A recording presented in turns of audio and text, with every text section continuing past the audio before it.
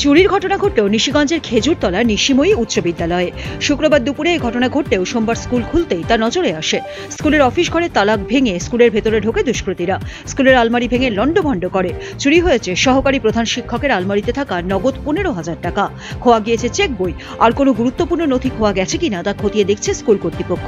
চুরির সমস্ত ঘটনার রেকর্ড করা হয়েছে স্কুলের সিসিটিভিতে। খবর পেয়ে নিশিগঞ্জ ফাঁড়ির পুলিশ ঘটনার তদন্ত শুরু করেছে।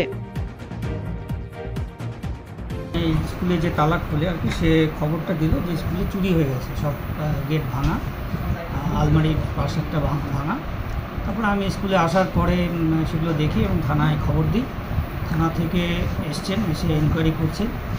আলমারিগুলো ভাঙা, সেখান থেকে মোটামুটি 15,000 মতো টাকা ছিল, এসব চুরি গেছে। আর কি গেছে এখনও আমরা ঠিকমতো বুঝতে পারছি না। আর আমাদের স্কুলের যে সিসিটিভি আছে সেই ফুটেজে দেখা যাচ্ছে, এবং সেই ফুটেজে এখনও খতিয়ে দেখা হচ্ছে চুরিটা ঠিক কবে হয়েছে। দেখা যাচ্ছে যে চুরি হচ্ছে, সেগুলো নিয়ে পুলিশ তদন্ত করছে। ঠিক কবে হয়েছে তা তদন্ত করে বের হবে। কাগজপত্র বা ইত্যাদি এরকম কিছু কি মানে খোয়া গেছে এরকম মনে হচ্ছে? সেটা আমরা এই মুহূর্তে বুঝতে পারছি না। টাকাটা বুঝতে পারছি, টাকার ব্যাগটা ফেলে গেছে, আর ব্যাগে যা টাকা ছিল নিয়ে গেছে। আমি যখন দরজা খুলি, অফিস রুমের দরজা, তখন 10:45 বাজে। প্রথম গেটটা আমি খুললাম, অফিস বারান্দা রুমের। খোলার পরে হঠাৎই আমার লক্ষ্য গেল অন্য একটা দরজার কাছ দিকে। তার দিকে হঠাৎ তালা খুলে পড়ে আছে, মানে তালাটা ভেঙে পড়ে আছে।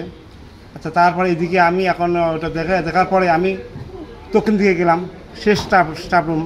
ওখানে একটা দরজা খুলছে, ওই খোলা দরজাতে ভিতরে ঢুকলাম। ঢোকার পরে একটা আলমারি খোলা দেখি। দেখার পর আমি কই দেখি তো আর অন্য কোনো আলমারি খোলা আছে নাকি।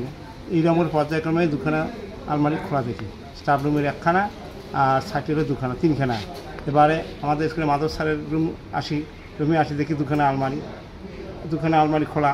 একটা আলমারি দাঁড়িয়ে আছে আর একটা আলমারি শুয়ে রাখছি। এই সমস্ত বিমান দেখলাম, আর সারা ঘরে লাইটগুলো জ্বালা ছিল। নিশিগঞ্জ থেকে তাপস মালাকারের রিপোর্ট, উত্তরবঙ্গ সংবাদ।